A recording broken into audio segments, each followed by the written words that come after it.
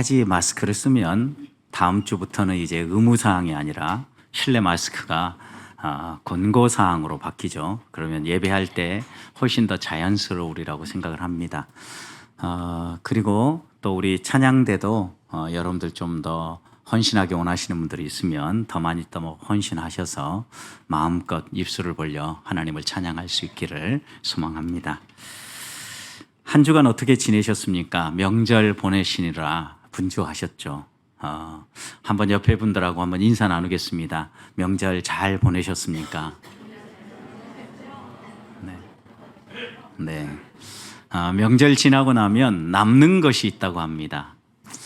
여러 가지 것이 남는데 어떤 사람은 오랜만에 사람을 만나고 또 마음 터놓고 편하게 이야기를 나누고 와서 가족을 만나는 기쁨이 있고 행복이 있다, 행복이 남았다 이렇게 말하는 분도 있다고 합니다. 또 어떤 분들은 이 명절을 보내면서 스트레스를 받아가지고 갈등이 남고 또 여러 가지 불편한 것들이 많이 남았다 이렇게 말씀하신 분도 있다고 합니다. 여기에 해당되지 않고 이도저도 아닌 분들 또 남는 게 또 하나 있다고 합니다. 몸무게가 남는다고 합니다. 명절 음식 다 맛있잖아요. 그래서 맛있게 먹다 보면 나도 모르는 사이에 1kg, 2kg 더 늘어있는 모습을 금세 보게 되죠. 여러분은 무엇이 남으셨습니까? 명절 보내면서. 저는 우리 보배교회 성도들이 이렇게 명절을 보내고 또 여러 가까운 지인들, 친척들 만날 때 하나님의 사랑이 남기를 소망합니다. 하나님의 사랑을 좀 보여주고 또 나누고 섬기면서 정말 행복했다. 이런 아름다운 추억들이 쌓이고 쌓여서 하나님 나라 백성으로 살아가는 행복이 우리 안에 더 분명해지는 거 아니겠습니까? 저는 이렇게 여러분들이 매일 살기를 원하는데 안타까운 소식들이 항상 있죠, 여러분. 명절 지나고 나면 꼭 스트레스를 받고 갈등이 더 커지고 마음이 상하는 일들이 자주 있다고 합니다. 실제로 명절이 다가오기 전에 성인 남녀, 특별히 성인 남녀 가운데에도 결혼했다가 다시 싱글로 돌아오게 된 돌싱들 약 600여 명을 대상으로 조사를 했다고 합니다. 언제 두 사람 사이에 가장 갈등이 크고 어떤 이유 때문에 서로 헤어질 결심을 하게 되었는지 이렇게 조사를 해봤더니 제일 갈등이 많이 발생하는 게 명절이라고 합니다. 우리나라에서. 명절이 1번으로 뽑혔고 두 번째는 양가 부모님과 연관해서 여러 기념일이라든가 집안 행사를 챙기는 일들 때문에 갈등이 생겼다라는 거예요. 그러면 이런 갈등이 어떤 점에서 일어났는가라고 물었더니 그 갈등의 좀 더 세부적인 내용은요. 양가 집을 방문하는데 양가 집에 얼마 동안 머물 건가, 시댁에 얼마 머물 건가, 처가에 얼마 머물 건가, 이 시간의 균형을 맞추지 못해가지고 갈등이 가장 많이 일어난다고 합니다. 또 한 가지는 설날 차례상을 준비하거나 또 제사상을 준비할 때 역할 분담하는 것 때문에 갈등이 가장 또 두 번째로 많이 일어난다고 이 돌싱들이 응답을 한 겁니다. 여러분 결국 깨어지는 단계까지 갔으니까 그들에게 얼마나 큰 아픔이었는가를 생각할 수 있겠죠. 저는 그런 통계를 보면서 어떤 마음이 들었냐면 우리 성도들이 좀 더 지혜를 가져야 되겠구나. 이렇게 명절 지날 때 역할 분담도 중요한 역할이 있고 좀 더 가볍게 섬길 수 있는 역할들이 있을 텐데 가족들이 좀 돌아가면서 이런 역할도 하고 저런 역할도 하도록 항상 하던 일이니까 누가 당연히 이렇게 한다가 아니라 좀 이렇게 돌아가면서 한다 보면 이런 갈등의 요소들이 좀 더 많이 줄어들고 또 힘써 일하는 사람들의 마음도 마음에 품어볼 수 있지 않을까라는 생각을 하게 됩니다. 이렇게 우리들이 알고 있으면서도 실천을 잘 못하게 되죠, 여러분. 그런 이유 가운데 하나는요, 우리는 중요한 것을 잘 보지 못하고 놓치곤 한다고 합니다. 사람들은 보고 싶은 대로 보기를 원하고 자기가 원하는 것을 보고자 하기 때문입니다. 이런 점들을 뇌과학자들 그리고 심리학자들은 뭐라고 표현하냐면 우리 안에 인지적 구두쇠 심정이 있다라는 거예요. 무언가를 인지하고 받아들이려고 하는데 구두쇠 심정이 있어가지고 잘 받아들이지 않는다라는 거예요. 생각해 보십시오. 좋은 일, 중요한 일, 이런 일들은 모든 사람이 이야기하니까 잘 알아요. 그런데 이것이 내 일이 되어지고 내 삶이 되어지기까지는 시간이 상당히 걸린다라는 거예요. 그래서 이런 것들까지도 세세하게 볼 수 있는 폭넓은 마음을 갖는 것, 어떻게 보면 이런 일들을 마음에 품을 수 있는 여유를 갖는 것이 성숙한 인간으로 살아가는 일이에요. 실제로 우리의 삶에 이런 것들이 많이 있게 되는데, 지난 2차 세계대전 때 미군 군사 전략가들하고 또 무기를 개발하는 사람들이요, 전투기가 많이 추락되는 걸 보면서 어떻게 하면 전투기 추락률을 줄일 수 있을까 고민을 했다고 합니다. 그러면서 여러 이런 전문가들이 모여서 회의를 했는데, 전투에서 돌아온 전투기가 어느 부분을 가장 많이 탄환을 맞았는지 확인을 했다고 합니다. 총탄을 맞은 흔적을 분석한 거예요. 그렇게 분석을 해보니까 제일 많이 얻어맞은 부분이 몸통하고 날개하고 꼬리였다고 합니다. 그래서 이 사람들이 어떤 결론에 이르렀냐면, 이 비행기가 추락하지 않으려고 하면 몸통 부분을, 그리고 날개 부분을, 꼬리 부분을 방탄 기능을 더 추가한다면 비행기가 쉽게 떨어지지 않겠다라는 결론에 이르렀다고 합니다. 그런데 이런 결론에 도달할 때 한 사람이 손을 들고 자신의 생각이 다르다는 것을 표현했는데, 통계학자였습니다. 이 통계학자는 분명히 우리가 그렇게 분석하는 건 맞다, 그런데 탄환 흔적이 적은 조종석 그리고 엔진 프로펠러 부분도 꼭 눈여겨봐야 된다. 왜냐하면 이분이 그렇게 제안한 이유 가운데 하나는, 조종석에 집중 포화를 맞았다면 아마 조종사가 사망했을 가능성이 있고, 그러니까 그 전투기는 추락하고 돌아오지 못했을 거고, 엔진 프로펠러에 맞는 탄환 흔적이 적은 것은 엔진 프로펠러에 맞으면 치명상을 입어서 그 전투기는 추락했을 것이기 때문에 엔진 프로펠러에 탄환 흔적이 적은 것이다. 그러면서 이 통계학자는 주장하기를, 우리가 생존해서 돌아온 전투기만을 분석할 게 아니라 생존해서 돌아오지 못한 전투기가 어떤 이유 때문에 추락했을 것인가를 추정해 보는 것도 이 연구의 매우 중요한 부분이다 라고 이야기를 했다는 겁니다. 결국은 이 통계학자의 의견이 받아졌고, 그리고 추락하지 않고 성능이 더 잘 개발된 전투기들이 계속해서 개발되었다라는 일화가 있습니다. 여러분, 이런 이야기를 들어보아도 사람은요, 자기가 보고 싶은 것을 주로 보고 자기에게 중요하다고 생각하는 것을 더 집중하는 경향이 있어요. 그래서 중요한 부분임에도 불구하고 간과하고 소홀히 여기고 놓쳐버리는 경우가 있다는 거죠. 인간관계에서도 그러는 것 같아요. 지금 고린도 교회와 바울 사이에 갈등이 생겼지요. 이유는 바울이 전한 복음을 음해하고 바울의 삶을 음해하는 거짓 선생들 때문입니다.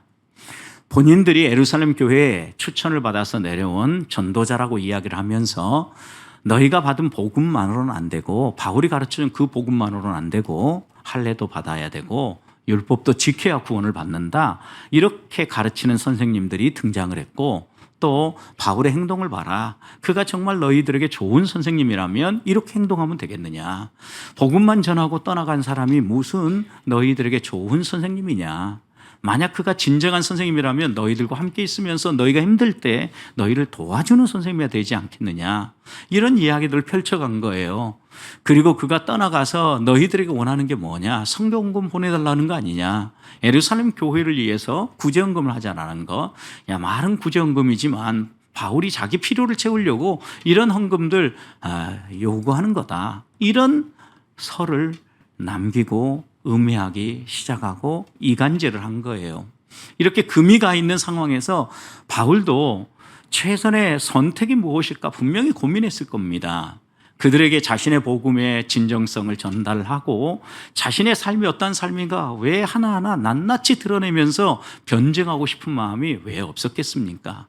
그러나 고린도후서 6장과 7장 우리 지금 읽어가고 있는 이 부분을 보면 바울은 자신의 옳고 그름, 시시비비를 드러내면서 변호하고 변증하기보다는 자신의 마음을 먼저 엽니다.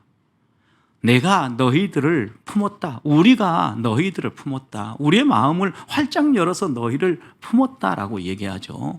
여러분, 이 품었다, 마음을 열어서 담았다라는 의미는 매우 중요한 의미가 있어요. 우리를 또 살아가면서 어떤 사람을 마음에 품어보십시오. 그럼 어떻습니까? 그 사람을 품었다라는 의미 속에는 그 사람을 사랑한다, 그 사람과 함께한다라는 마음이 담겨져 있는 거죠. 의미가 담겨져 있는 거죠. 결국 바울은 자신의 옳고 그름을 증명하고 또 시시비비를 가려내는 선택을 한 게 아니라 마음을 열어서 고린도 교회를 사랑함으로 그들을 향한 자신의 복음과 그들을 향한 자신의 삶을 드러내 보이고 증명을 한 겁니다. 깨어진 관계를 회복함에 있어서 나의 옳음을 드러내는 것은 어떻게 보면 최선의 선택일 수 있어요. 누명이 벗겨지고 그 사람이 이런 사람이라는 게 증명되어지면 아무래도 이런 관계가 회복될 가능성이 높겠죠. 그런데 바울이 이런 선택을 한 건 무엇입니까? 우리를 깨어지게 만든 게 무엇인가를 생각한 거예요. 결국은 마음이라는 것을 집중한 거예요. 그래서 마음에 금이 가게 하고 마음을 깨어지게 만드는 최악의 선택이 무엇인가를 생각한 거죠. 그리고 그것을 피하기 위해서 바울은 지금 고린도 교회를 향하여서 오늘 또다시 너희를 향하여서 마음을 열었다. 그러니 너희도 마음을 열어서 우리를 영접하라. 2절 보십시오. 어떻게 시작을 합니까? 마음으로 우리를 영접하라. 바울이 집중하고 있는 것은 마음이에요. 마음, 사랑이라고요. 마음을 열. 너희 마음에 우리가 담기기 원하고 우리가 너희를 품은 것처럼 너희도 우리를 품기를 원한다. 그래서 3절에서는 뭐라고 얘기합니까? 내가 이 말하는 것은 정죄하려고 하는 것이 아니다. 이전에 말하려고 하는 것이 정죄하려고 말하는 것이 아니라 내가 이전에 말하였거니와 너희가 우리 마음에 있어 함께 살고 함께 죽고자 합니다. 너희가 우리 마음에 있다라는 거죠. 결국 이 말씀을 보면 바울은 고린도 교회 성도들을 마음으로 품었던 겁니다. 마음의 성도들을 품은 거예요. 그러니 그들을 향한 모든 것들이 용납되어지고 용서가 되어지고 그들이 다시 한 번 더 자신과 사랑의 교제를 나누며 복음 안에 하나 되기를 원했던 겁니다. 오늘은 우리 보배교회가 2023년을 맞이해서 첫 번째로 목장 전체 모임을 갖는 날입니다. 우리가 목장에서 성도들을 품고 성도들과 함께 나아감에 있어서 최선의 선택을 하는 것 참 좋습니다. 무엇이 최선인가 생각하고 서로 사랑을 베풀고 서로 돌보는 거 꼭 해야 될 일들입니다. 그런데 이 최선과 함께 또 하나 오늘 본문을 통해서 우리가 마음에 새겨야 될 것 가운데 하나는 최악을 피해야 된다는 겁니다. 그렇다고 하면 공동체 모임에서 최악이 무엇일까요? 바울은 고린도 교회와 자신과의 관계를 깨트리는 최악이 무엇이라고 생각을 하고 그것을 어떻게 마음의 품음으로 해결하고자 했을까요? 마음에 품은 성도가 피해야 될 최악을 살펴보면서 2023년 우리 목장이 함께 모이고 교제에 나아갈 때 하나님이 주시는 그 말씀을 따라 사랑하고 섬기며 베풀며 나아갈 수 있기를 주님의 이름으로 축복합니다. 첫 번째는요, 3절 말씀을 보면 최악은요, 상대방을 정죄하는 것입니다. 3절 보십시오. 내가 이 말을 하는 것은 너희를 정죄하려고 하는 것이 아니라 이전에 내가 너희를 말하겠거니와 너희가 우리 마음에 있어서 함께 죽고 함께 살게 하려는 것이다. 여러분, 지금 바울은 고린도 교회를 향해서 마음을 열어서 영접해라 라고 이야기하면서 2절 후반절에 보면 우리가 너희들에게 어떻게 행했는가를 생각하라는 거예요. 아무에게도 해를 끼친 적이 없다. 아무에게도 불의를 행한 적이 없다. 아무에게도 우리가 속여서 갈취하거나 속여서 너희에게 무언가를 뜯어간 것이 없다. 이렇게 얘기하죠. 이렇게 말을 하고 보니까 마치 고린도 교회가 없는 일을 만들어가지고 잘못 우리를 생각하는 것처럼 오해하기 쉽기 때문에 우리가 이렇게 말하는 것은 정죄하려고 하는 것이 아니다 라고 바울이 이야기하는 거예요. 결국 이걸 보면 바울은 지금 마음을 열어서 그들을 품으면서 꼭 피할 것들을 지금 보여주고 있는데 첫 번째 피할 것으로 다른 사람을 정죄하는 것을 피하라는 거예요. 여러분 우리 모임도 보십시오. 그 모임에 갔는데 우리의 행동들에 대해서 평가를 하고 우리의 행동에 대해서 정죄하는 일들이 반복되어진다면 여러분 그런 모임은 가고 싶어 하지 않을 겁니다. 내가 누군가에 만나서 계속 이야기를 하는데 나의 잘못이 분명히 나도 알고 있어요. 그런데 고치고 싶은데 잘 고쳐지지 않은 부분이 대부분이에요.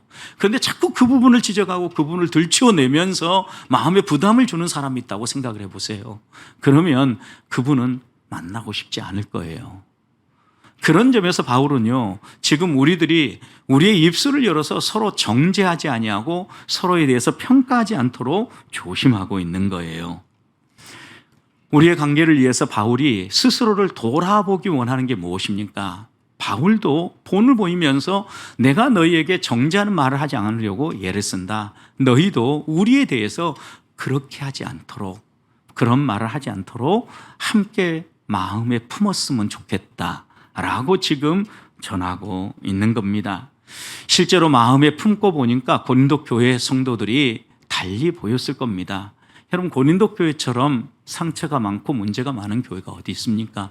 오늘 우리 교회를 너무나 다 닮아 있는 교회가 고린도 교회 아닙니까? 최선의 선택은 복음을 그래서 잘 설명해서 무엇이 잘못됐는가 스스로 돌아보고 또 그 말씀에 기초해서 자신의 삶을 고치는 게 최선의 선택이라고 하면 그 깨어진 관계를 회복하기 위해서는 이런 최선의 선택도 중요하지만 최악의 선택을 피하는 것도 매우 중요하다는 말씀입니다. 실제로 성경에 보면 이런 태도를 취함으로 관계가 더 어그러졌던 예가 있습니다. 고난을 당한 욥을 여러분 생각해 보십시오. 어느 날 갑자기 불어오는 강풍에 의해서 자녀들이 다 죽고 한순간에 재산도 다 사라지게 됩니다. 여기에 아내까지도 자신의 신앙을, 자신의 본심을 몰라주고 험한 말을 하고 떠나가지요. 온통 몸은 부스러기로 그리고 간지러움으로 기앗장으로 긁어도 시원치 않을 만신창이가 되어 있습니다. 이런데 이런 욥의 형편을 듣고 욥을 위로하기 위해서 3명의 친구들이 찾아왔습니다. 그런데 이 친구들이 하는 말이 무엇입니까? 규범적 정의를 이야기한 거예요.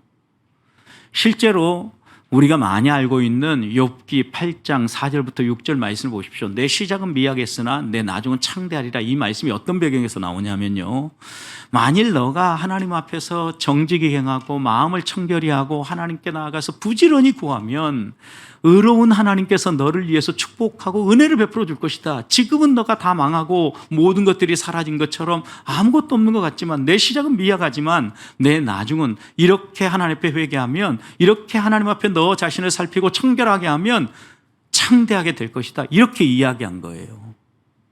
여러분 그러니까 생각해 보십시오. 지금 모든 거 다 잃고 자신의 몸도 만신창이가 되어 있는데 와서 조용히 품어주기보다는 무엇이 잘못되었는가를 이 욥의 3 친구들이 계속 이야기하는 거죠.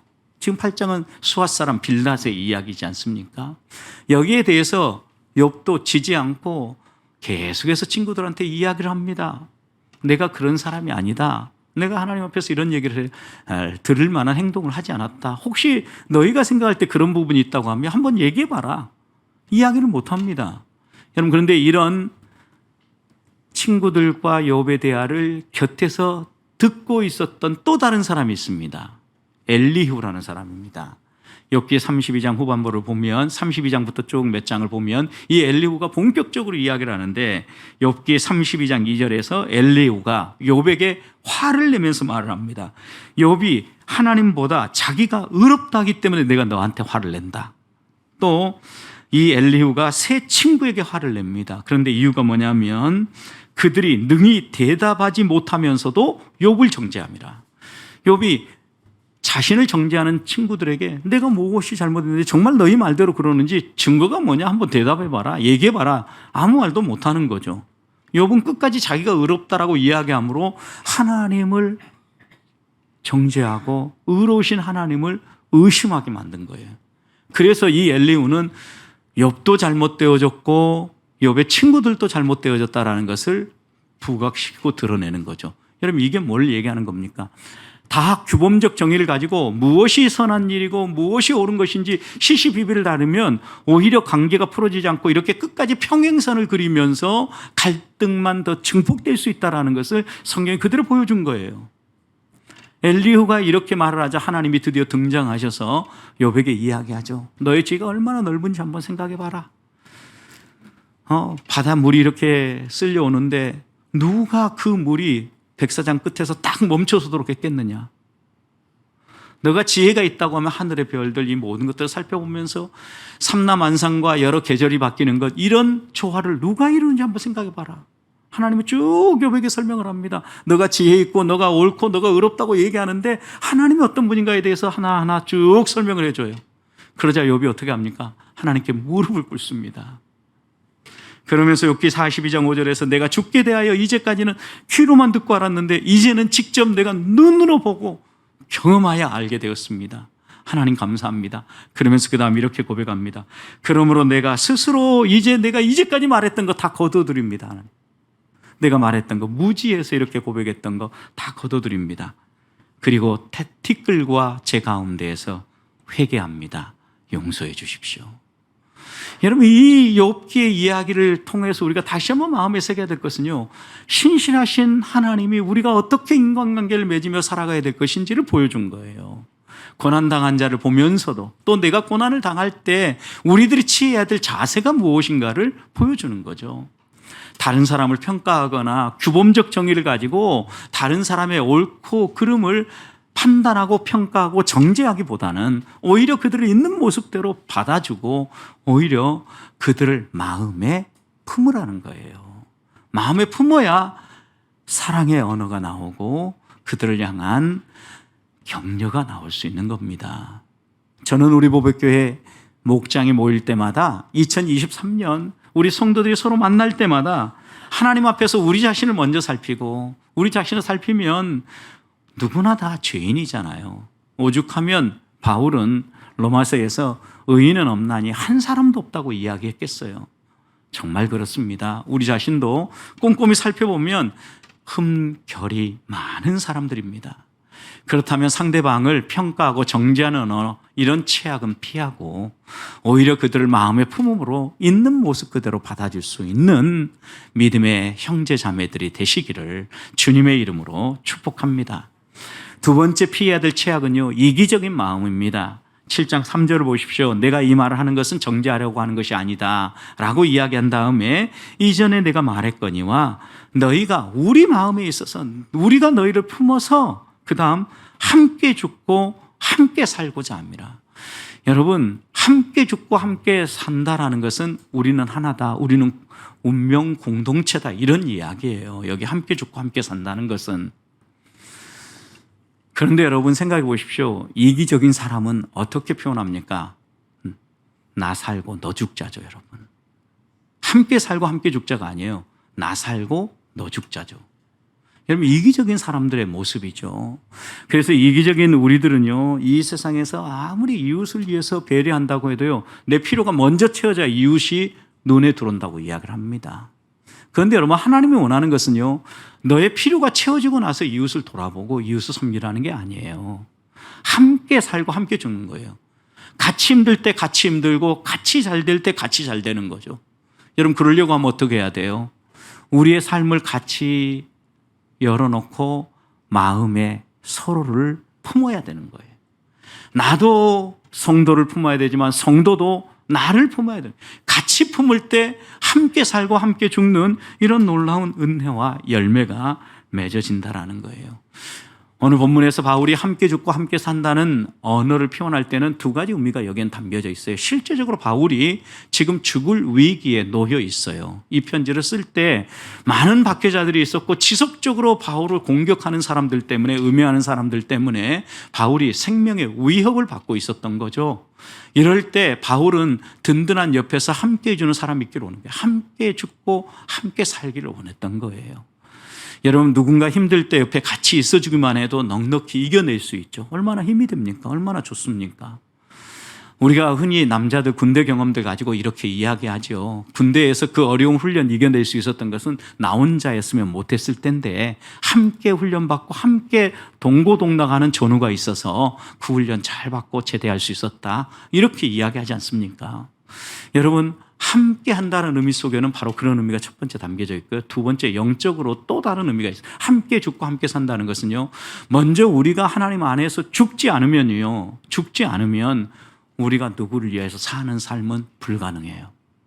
내가 살아있는데 나를 위한 삶이 먼저지 절대 이웃을 위해서 사는 삶이 살아나지 않아요. 그래서 거듭났다, 그리스도인이 되었다는 의미가 무엇입니까? 내가 그리스도 안에서 죽고 내 안에 누가 사는 거예요? 그리스도가 사는 거죠. 이것이 주님의 우리를 위해서 죽으시고 부활하신 이유예요. 주님의 죽으심과 부활의 의미를 깨닫고 십자가 복음을 붙잡고 살아가는 사람은요, 내가 먼저 죽고 내 안에 그리스도가 살아있는 사람이에요. 내가 죽고 내 안에 성도가 살아있는 사람이에요. 이게 마음에 품은 성도예요. 여러분, 우리들이 믿음의 교제를 나누고 함께 십자가 복음을 가지고 이 목장 모임을 펼쳐나갈 때 나는 죽고 내 안에 성도가 살아야 된다라는, 나는 죽고 내 안에 그리스도가 살아야 된다는 거예요. 내 생각은 죽고 내 안에 복음이 살아야 된다라는 거예요. 하나님의 말씀을 우리가 품어야 됩니다. 그래서 많은 사람이 이렇게 얘기합니다. 이런 일들이 언제 잘 일어나겠는가? 주일날 대그룹으로 모이는 예배를 통하여서도 잘 전달되어집니다. 남전도회가 모이고 여전도회가 모이고 이런 모임들을 통하여서도 회복되어집니다. 그런데 최근 들어서 많은 교회들이 한결같이 하는 이야기가 있습니다. 소그룹이 살아야 된다. 소그룹이 살아야 그 교회가 건강한 교회고 그 교회가 행복한 교회라는 거예요. 왜 그렇습니까, 여러분? 소그룹에서 내 마음을 열어놓고 이야기할 수 있어야만 그 성도가 건강한 삶을 산다는 거예요. 아무리 하나님 앞에서 내가 단독자로 나 혼자 잘 산다고 해서 행복한 신앙생활이 펼쳐지는 게 아니에요. 하나님의 말씀을 듣고 이 말씀을 붙잡고 한 주간 어떻게 살았는지, 어떤 아픔이 있었는지 좀 이야기하고 싶잖아요. 후원 기도가 필요할 때가 있잖아요. 좀 이야기해야죠. 어디에서요? 목장에서. 지금 예배 시간에 이런 얘기들 다 나눌 수 없잖아요. 그리고 중그룹인 여러분 여전도나 남전도에 모여서 그런 얘기 나눌 시간들이 별로 없잖아요. 그래서 소그룹에서 모여야 된다라는. 또 하나님 말씀을 따라 살았더니 하나님 우리의 삶에 놀라운 은혜와 복을 주시기도 하죠. 여러분, 그러면 어때요? 막 누군가하고 나누고 싶은데 나눌 사람이 없어요. 어디에서 나눠야 됩니까? 소그룹에서 나누는 거예요. 그래서 소그룹을 모이자라는 거예요. 주일, 5주차 있는 주일은 어김없이 우리가 이렇게 연합으로 함께 모여서 여러분 뜻과 상관없이 전체적으로 소그룹 모이게 하는데도 이유가 있어요. 소그룹의 특성, 소그룹의 재미, 소그룹의 행복을 강제적으로라도 여러분들이 좀 경험하기를 원했던 것입니다. 성도 여러분, 우리의 마음을 열어놓고 성도들을 마음에 품는 작업들은요, 가까이 대면해야 합니다.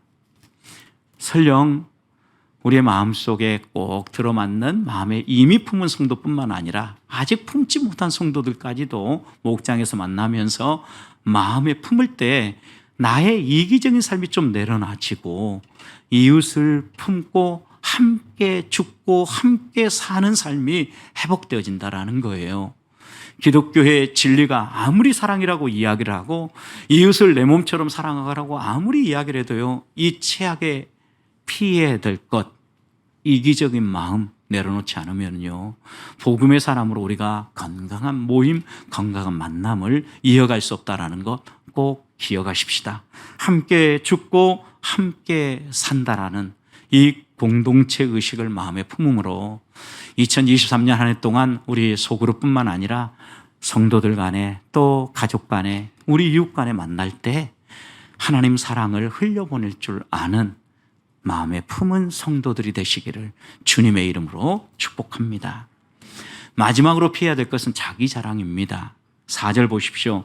나는 너희를 향하여 담대한 것도 많고 너희를 위하여 자랑하는 것도 많다라고 얘기합니다.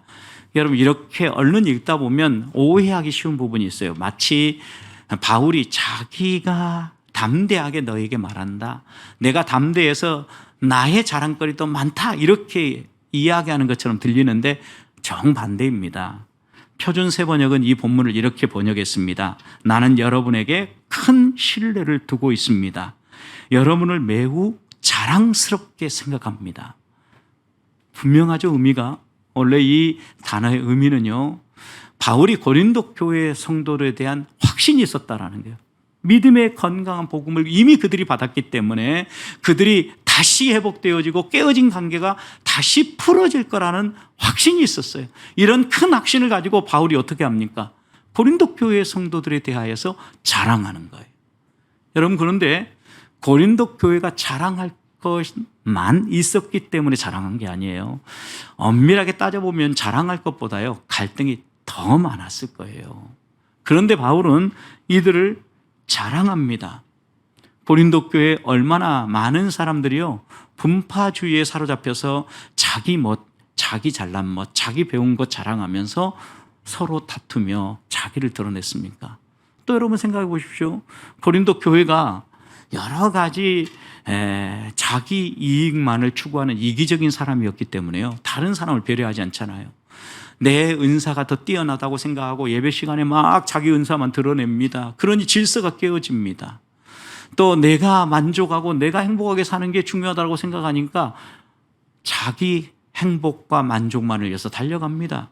영육 이혼론에 사로잡혀서 영으로 구원받으면 육은 어떠해도 좋다 하니까 자기 쾌락을 위해서요, 성적으로 문란한 행동에도 자기를 내어주고, 심지어는요, 근친 상간을 한 사람이 교회 예배당에 버젓이 나와가지고 뭐 그래도 괜찮아, 아무런 문제가 안 돼, 이렇게 버젓이 다니는 일들이 그 교회 안에 있었다는 거예요.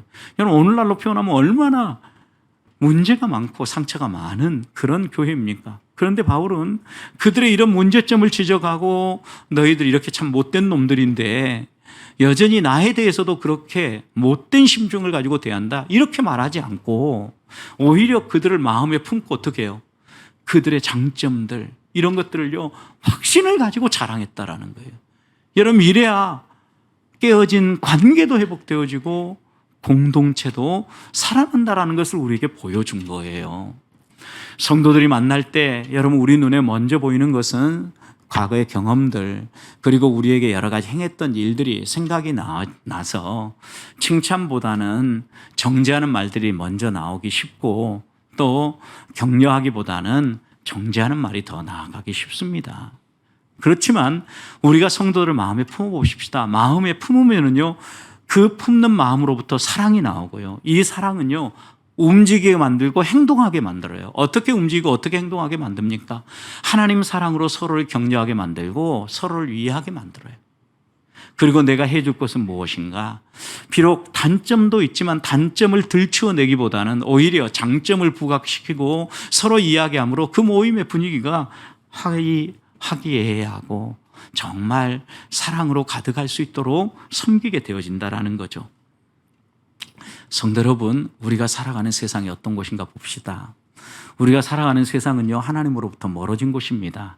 하나님께 가까이 나아가는 사람들이요, 마음껏 하나님의 영광을 위해서 살아가도록 도와주는 것이 아니라 오히려 방해하고 오히려 흔드는 곳이 세상입니다. 그러다 보니까 우리가 사람을 만날 때도 이런 세상의 강력한 세파에 의해서 세상을 따라서 우리의 생각을 말하기가 쉽습니다. 이럴 때일수록 우리들이 먼저 우리 목장 가족들 한 사람 한 사람들, 그리고 우리 성도들 한 사람 한 사람을 마음에 품을 수 있기를 소망합니다. 내가 아무개를 마음에 품었어. 아무개를 내가 마음에 품었어. 이렇게 계속해서 고백하고 하나님 앞에 기도함으로 사랑이 살아나고, 그 사랑이 격려로, 칭찬으로, 자랑으로 드러날 수 있기를 소망합니다. 실제로 바울은 고린도후서 1장 14절을 우리가 읽었는데 여기에서 이렇게 이야기합니다. 너희가 우리를 부분적으로 알았으나 우리 주 예수 그리스도의 날에는, 주님이 재림하는 그 날에는 너희가 우리의 자랑이 되고 우리가 너희의 자랑이 되리라. 여러분, 고린도 교회의 자랑이 바울이고 바울의 자랑이 고린도 교회 성도들이 될 것을 확신했던 거예요. 여러분, 우리도 우리 교회 안에서 믿음의 형제 자매들과 함께 신앙생활하면서 형제 자매, 당신이 나의 자랑입니다, 이런 마음으로 믿음의 교제를 나눠야 되지 않겠습니까? 오늘 한 해 살아가는 동안 잊지 마십시다.